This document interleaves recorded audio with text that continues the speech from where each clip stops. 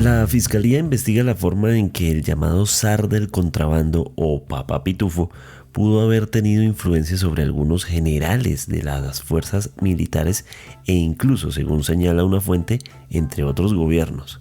Su nombre saltó a la agenda informativa recientemente debido a la mención que hizo de él el director de la Unidad Nacional de Protección, Augusto Rodríguez Ballesteros, para señalar las relaciones de Armando Benedetti que perjudican al gobierno Petro. ¿Cómo funciona el método de presión de este delincuente?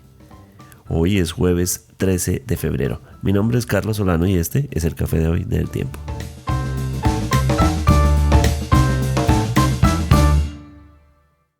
El Tiempo es un medio aliado de The Trust Project. Basta con haber prendido las noticias en algún momento en los últimos días para haber escuchado la mención de alias Papá Pitufo o el zar del contrabando, al referirnos a Diego Marín Buitrago. ¿Quién es y por qué se ha convertido en noticia? Además, por supuesto, de afectarnos el recuerdo infantil que tenemos muchos desde hace más de 40 años de aquel entrañable personaje derivado de la serie de televisión y del cómic belga. Primero, y antes de entrar a nuestra entrevista, hay que entender que Diego Marín Buitrago fue capturado en Portugal con pasaportes falsos el 5 de abril del 2024, o sea, hace casi un año, y que permanece en poder de las autoridades, después de haber sido durante más de 30 años señalado de ser responsable de muchas transacciones que llevarían al ingreso de mercancía ilegal a Colombia. Se habla de que estaría detrás del 80% de las mercancías que entran de manera ilegal al país por el concepto de contrabando. En Colombia es requerido por delitos como cohecho y concierto para delinquir, y hasta hace poco dieron el aval para la extradición, así como lo ha pedido el presidente Gustavo Petro, quien dijo que tiene que venir para que aclare qué es lo que están señalando debido a, y aquí es donde se conecta con la coyuntura nacional, que supuestamente habría aportado o intentado aportar 500 millones de pesos a la campaña Petro presidente para que el actual mandatario se convirtiera en el presidente de los colombianos. El presidente ha dicho que sí se reunió en alguna ocasión sin saber quién era él, se reunieron en alguna ocasión pero no lo conocía, no sabía, y que también cuando supo que iban a ingresar estos 500 millones de pesos, los hizo devolver. Esto en complemento con nuestro episodio del pasado 11 de febrero para entender que su nombre salta a la palestra actualmente debido a la mención del director de la Unidad Nacional de Protección, Augusto Rodríguez, quien señala que en las relaciones complejas que significa Armando Benedetti como jefe de gabinete para el gobierno Petro, es que han sido puente uno tras otro con el catalán Xavi Ventrell y con el zar del contrabando para intentar esta financiación en la campaña Petro presidente. En ese contexto, ahora, ¿por qué estamos hablando de este señor? Ahora relacionado con una investigación que hace la Fiscalía a generales de las fuerzas militares colombianas con respecto a si este señor tiene alguna relación, los presionó de alguna forma. ¿Qué significa esa investigación? Vamos a hablar con Marta Soto de la Unidad Investigativa del Tiempo. Bienvenida, Marta. Pues Carlos, mire, ese fue realmente el primer capítulo que se tocó con Papá Pitufo. El Tiempo ya venía y otros medios de comunicación siguiéndole la pista a su nexo con un grupo de oficiales, incluso varios de ellos fueron capturados el año pasado. Estamos hablando ni más ni menos de un mayor, el mayor Sarmiento, que era el secretario del director de la Policía Fiscal y Aduanera. Otros miembros también de esa fuerza que está encargada de la vigilancia de los puertos de Barranquilla, de Cartagena, de Buenaventura. Entonces, digamos que inicialmente se creyó que el poder corruptor de este señor Marín solamente iba hasta algún tipo de oficial de algún rango, pero en las conversaciones que él empezó a tener con agentes encubiertos, se refirió a generales de la República. Incluso hay un audio que está circulando desde hace varios días donde habla de Z1, que es o era el entonces general William René Salamanca, en donde decía que un sobrino político de él que un supuesto sobrino de una tía de Salamanca estaba pidiendo que lo ubicaran en un puesto clave de aduanas. Entonces ha tratado de vincular a todo tipo de oficiales. Se habla de que tenía una nómina para que le dejaran entrar los contenedores con contrabando, y no solo eso, sino que además tenía el poder de nombrar gente. Hay un audio que reveló la Unidad Investigativa del Tiempo donde él decía que había ordenado ubicar a 4 mayores de la policía, en donde dice cómo cobraban y les pagaba a algunos, por ejemplo, en el tema de la oficina de trazabilidad, que son los que eligen los contenedores que se van a revisar, y a él le pasaban el listado para que dijera cuáles eran sus contenedores y no fueran revisados. Bueno, realmente estamos hablando de un tema de altas esferas del poder, y tanto así que la Fiscalía le reveló al diario El Tiempo que se creó un grupo especial, un fiscal delegado ante la Corte, para que empezara a rastrear a los generales vinculados a este proceso.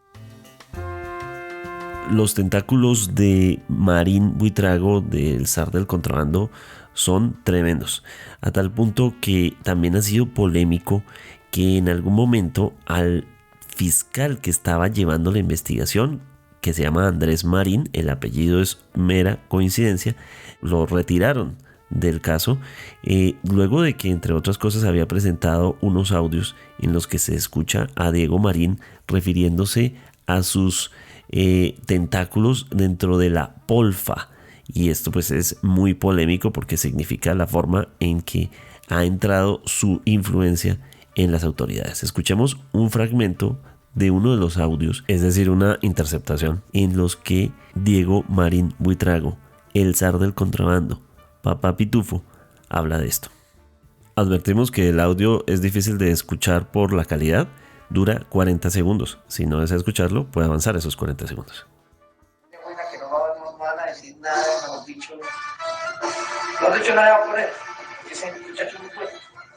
Pero como le digo, no le decir que me lo colocan en una parte específica, ya ustedes pueden mirar y los colocan donde usted vea. Mi mayor no fue no, pues tiene verdad. No, tiene que estar en mañana, ya mañana me voy a morir temprano, o me está de mano, pero me yo le digo a usted que lo sentaba con él, pues, y si no lo siento con él, pues me hago un discurso. Entonces, su señoría, aquí, digamos, quiero informar quién es la persona que hace esos nombramientos de jefes de división. Pues nada más y nada menos, su señoría, que el director de Polfa. Y todo ello con autorización del director de la Policía Nacional. Este es el cierre que hace el fiscal Andrés Marín en el momento. Muy polémico. Marta, pero además el tema no se queda solo ahí, ¿no? Hay una versión que indica que el zar del contrabando también habría tenido contactos y presión sobre el gobierno de Iván Duque y funcionarios o gente cercana al presidente Iván Duque en ese momento. Además, que estas presiones venían desde hace muchos años, décadas. ¿Qué hay de eso?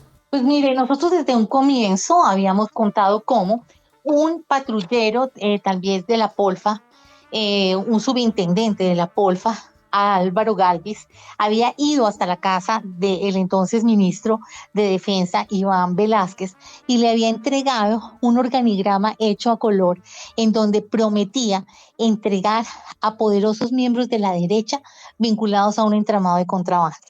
Allí, nosotros lo hemos contado, mencionaba que su hermano, también miembro de la policía, había sido conductor de un allegado del entonces presidente Iván Duque y que tenía mucha información para contar.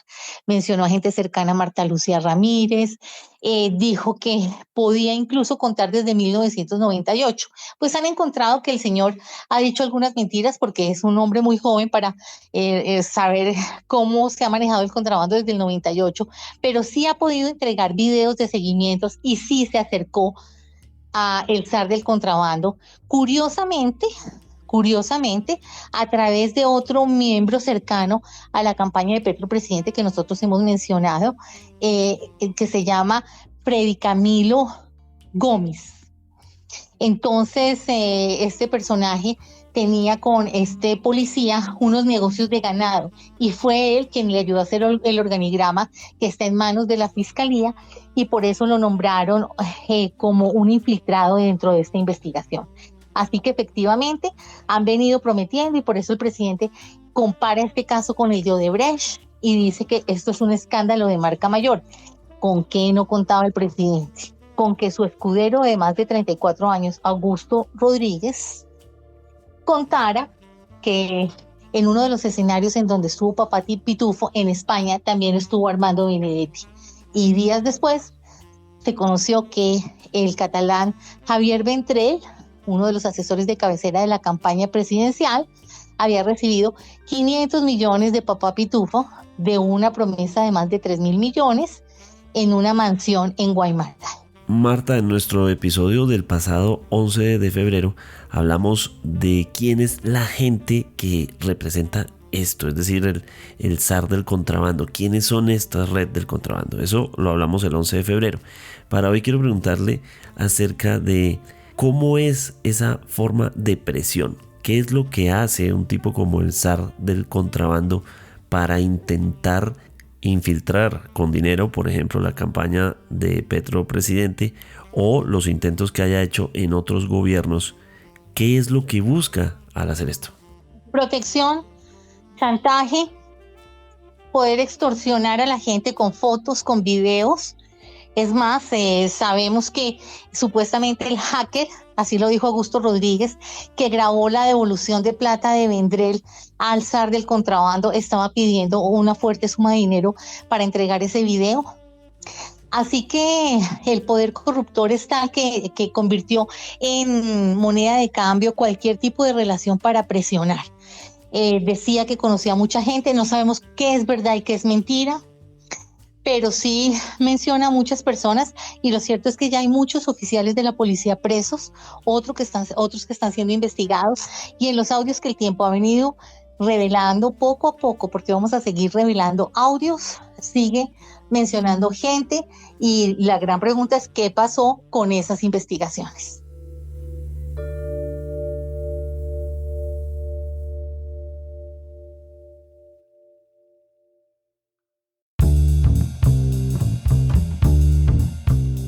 Gracias por acompañarnos en el Café de hoy. Suscríbase en todas las plataformas de podcast y en el canal de YouTube del Tiempo. Nos encuentran también en Instagram y en X como @podcasteltiempo.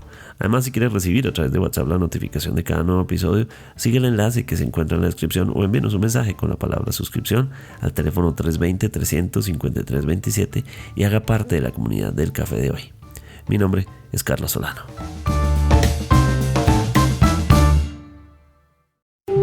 Podcast El Tiempo.